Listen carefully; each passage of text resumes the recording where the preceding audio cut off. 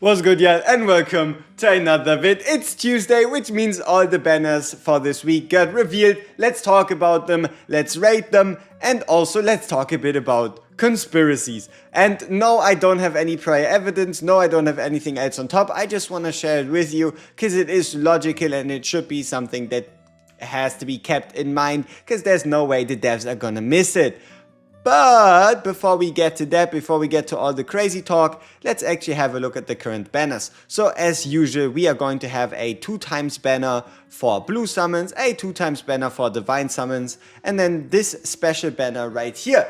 Again, importantly, this is a 20x banner, not a 2x by 20x banner, meaning that overall the rate of you actually getting a legendary is pretty damn low.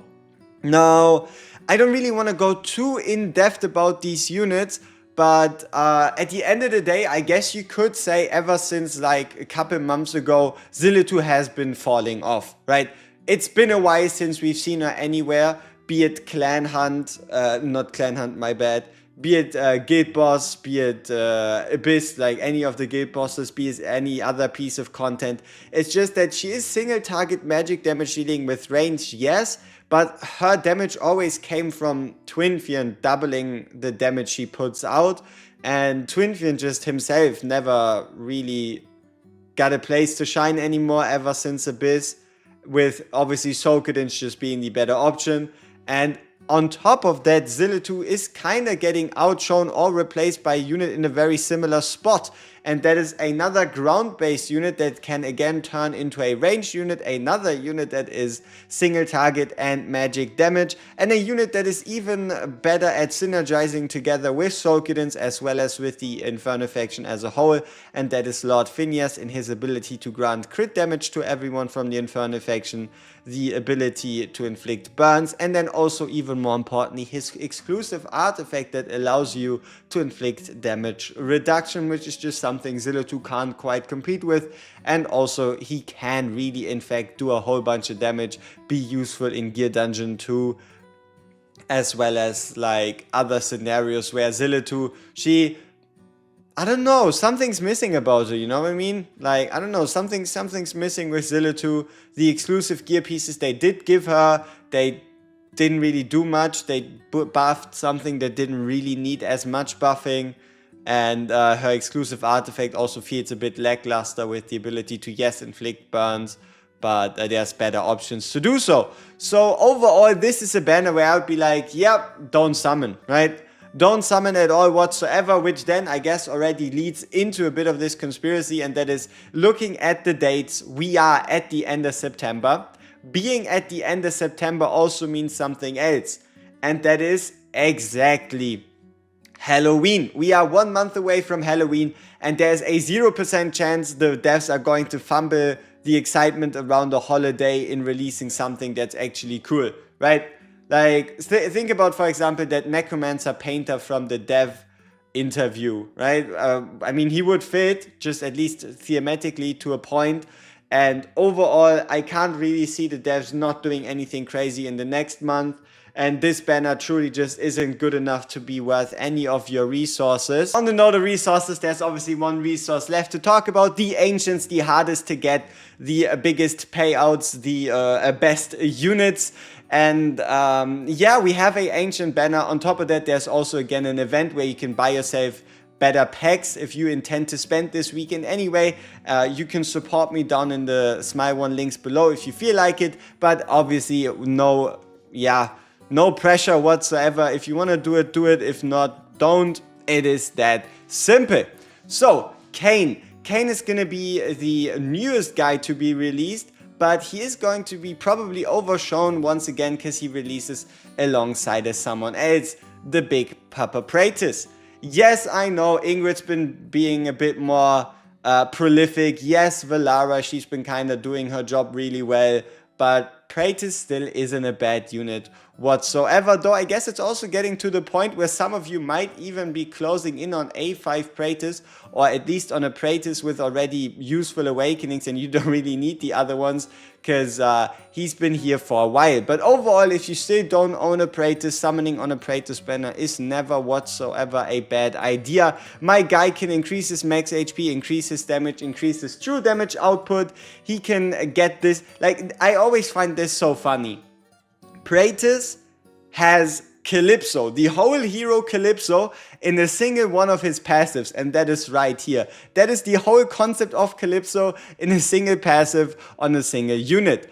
Then obviously overall here, Faithful Might being quite good, and then the ultimate, but the obviously the real kicker is the Faction Hammer that he can just call down with the Verdict of Truth right here for the stun and the team damage here again, and then obviously Final Verdict 3 with the Sacred Blessing, and then obviously the Sacred Blessing every time Divinity is consumed, all damage plus 50%. So if you don't yet have a Praetus, summoning on this banner, trying to get yourself a Praetus is never a bad idea. And let's talk about Kane. Is he actually gonna be worth anything crazy? I gotta be honest with you here, I don't know, like I don't think so. He does a lot of fun stuff, but every time he uses his ultimate, you could say he becomes weaker, so you do at some point also kind of want to remove him. The only place I could see him in might just be as like a cost generator for Arena, right? Like outside of that, I don't really see a place where you're going to go out of your way to use like a super special cost generator if you can also just use a Siren instead. It all heavily depends on my guy restoring way too much cost, giving you way too big of an advantage by placing units early. But outside of Arena, it really won't impact you as much whatsoever. But hey, at least this, when you drop below the threshold of 50%, you restore 5% HP per basic attack, and you do get 20% damage reduction, can make him somewhat tanky. He might even become, yeah, pretty damn tanky if you put him into a full tank set.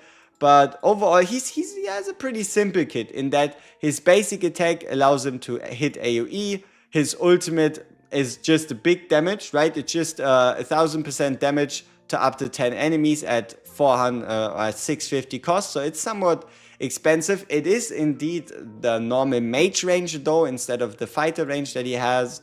And then you have this Insidious Strike where he just does a bunch of damage up to 300 and he knocks enemies back every 12 seconds, which is fine. This one we talked about, right, with him getting a bit more tanky, and then obviously the arena damage increase. If this was a further cost reduction, my guy would basically be for free, seeing as how he is a 12 cost unit. And then the rest of his value does lie in his talent, where when you deploy him, you gain these Shard of Deceptions, which make sure that he has 40% higher stats. Why is that necessary? Look at his stats. What is this? 15,000 HP, 3,400 attack, 2,400 defense. I mean, come on. So that also means every time you use his ultimate, he loses 10% of his base stats. And then after 10 seconds, he restores 7 cost. If the hero is in a Lord faction, meaning either Arbiter or Northerner, he restores an additional 3 cost, and then afterwards he triggers this cost regeneration every 20 seconds. So the moment you deploy him, if he is under a Lord, you're going to get 10 cost back, meaning you've placed him for 2, and then 20 seconds after he's going to regenerate an additional 10, bringing us to the Awakenings, where yes, this one being pretty damn nice. So what that means is overall you're going to deploy him and he's going to have 6 stacks, meaning 60% stat increase and also redeployment time reduction, which can be quite valuable, seeing as how if you redeploy him, he's going to get his stacks back. The cost reduction could be again useful in Arena. He can deal an extra 200% damage one time and inflicts vulnerability. Could be useful, like he could be a cost generator that also inflicts vulnerability, overall making up another slot or allowing you to synergize more with then defense reduction and the like. And then here enhanced, when Killer Instinct is triggered, the hero gains a shield equal to 50% max HP for 10 seconds. So the moment he drops below 50%, he then also gets a 50% max HP shield, so he's basically healing again full to 100% HP.